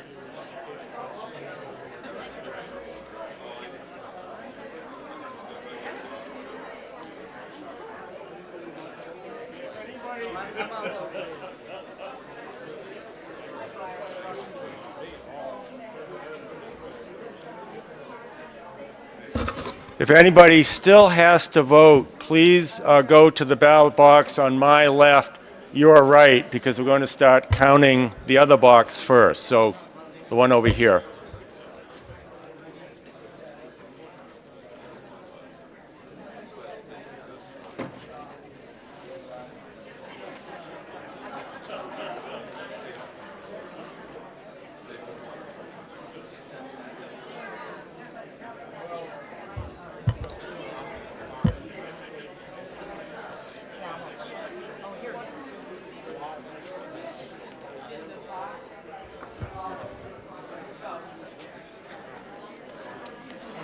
Jim, why don't you say last chance and I'm going to. Yeah, I was going to.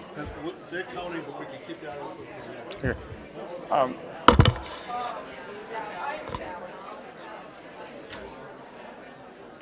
Okay, this is going to be the last chance to vote. If anybody hasn't voted, please go to the ballot box over here where Gail and Jonah are to my left, your right, and then we will close the voting.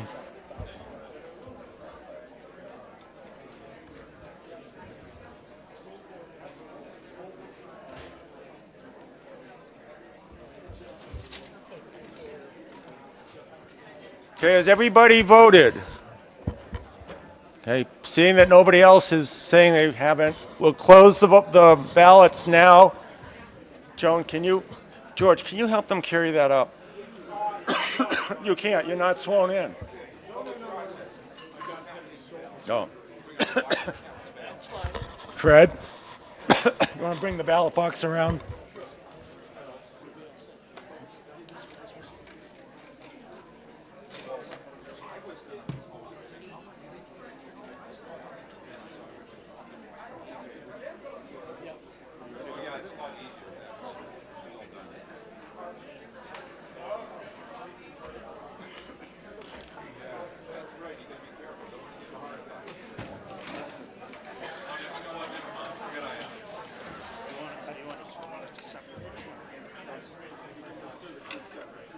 That was useful. Fred, you go. Gail, you want to count with Fred? Joe, where's Joe? Where's Fred counting? Right here. Oh, down here. Just dump them. I'll separate the yes and no. John, where'd you go? Okay, come on, you're the counter. You gotta count. Mr. Raymond. Back in town. Thank you. You're welcome.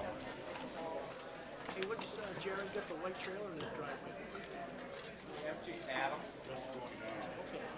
Because the spare room where Adam's going, it's full of stuff. And there's no place to put it.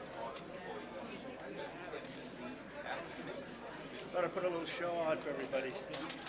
My new grandson. I got you.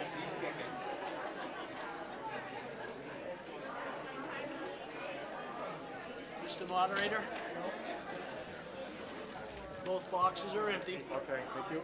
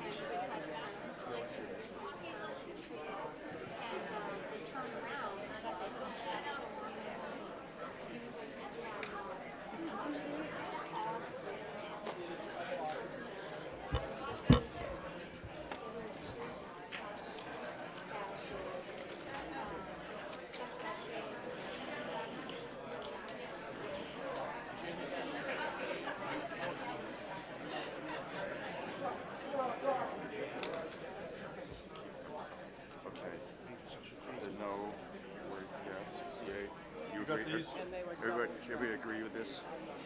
14, 68, yeah, 68 and 14. Okay, and so everybody agree with the math, how the counters agree? Yeah. Yeah, we can put them on a note. Yeah, I'll let you organize them right here. You did a nice job there. No's and yes. Separating, then each of you counting and everything else. Just to make certain. That is great. That's everything. You could be one of our trainers. Okay, we have the results.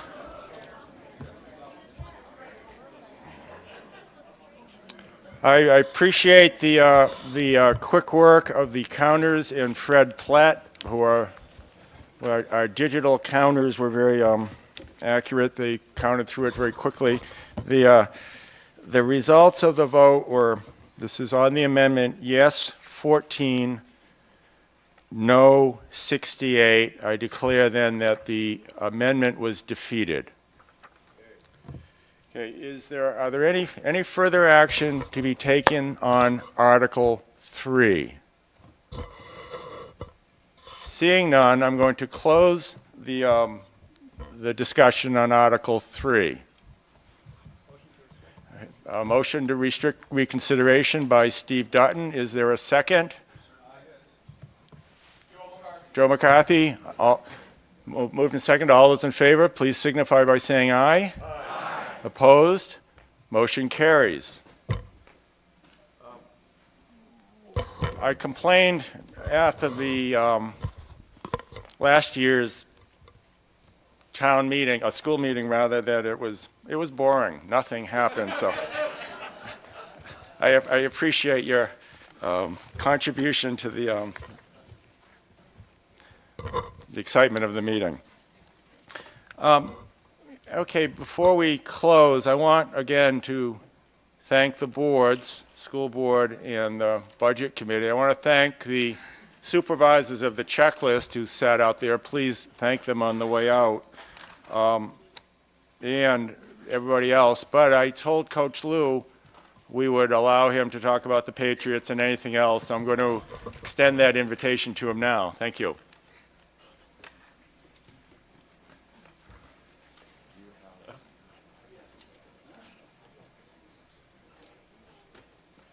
Thank you. Do you want to come around and hide behind us, or do you want to stand in front? Whichever, your choice. I think you do. Oh, why don't you use one of those, Lou? No. Thank you. Mr. Moderator, as always, magnificent job. First of all, thanks to each and every individual who showed up. You know, half the game is showing up, and you're here, and that's the most important thing. I sponsored a bill last session introducing civics and saying that civics should be taught in every school and that people should learn what the process of democracy is all about. Well, this is the process of democracy, and that's really what it's all about. And if you're not here and you don't participate, you have nobody to blame but yourself. Let's not forget that, because we are the community, and we make a difference. A couple of things I wanted to mention.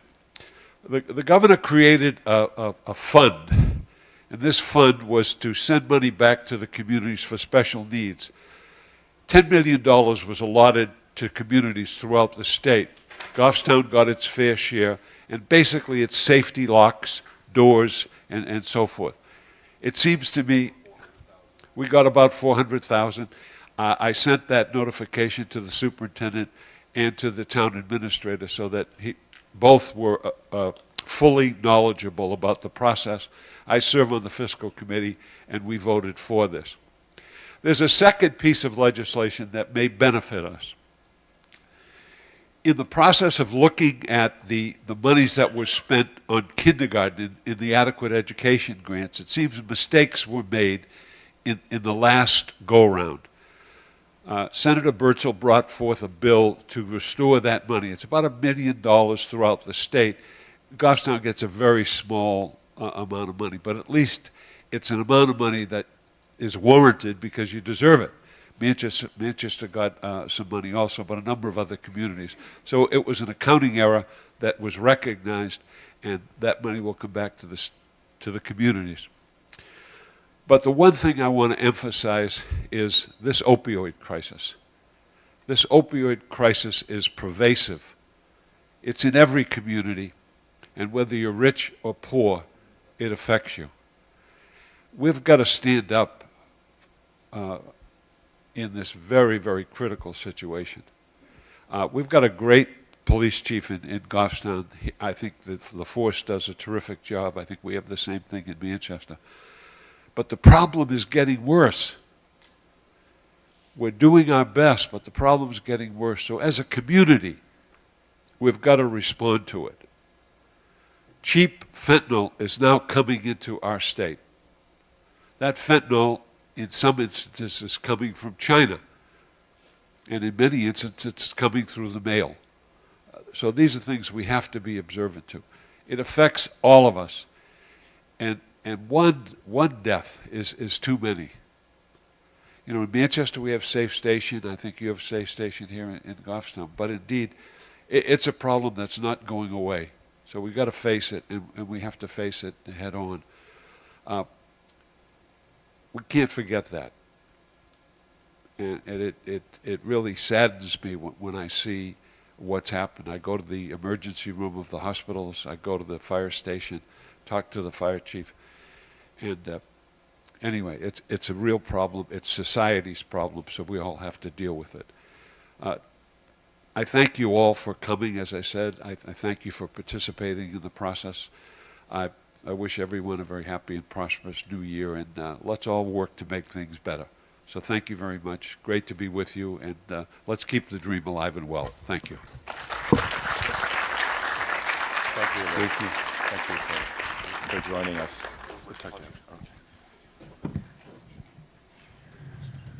Well, thank you, Senator D'Alessandro, for coming again this year. We appreciate your attention to our community.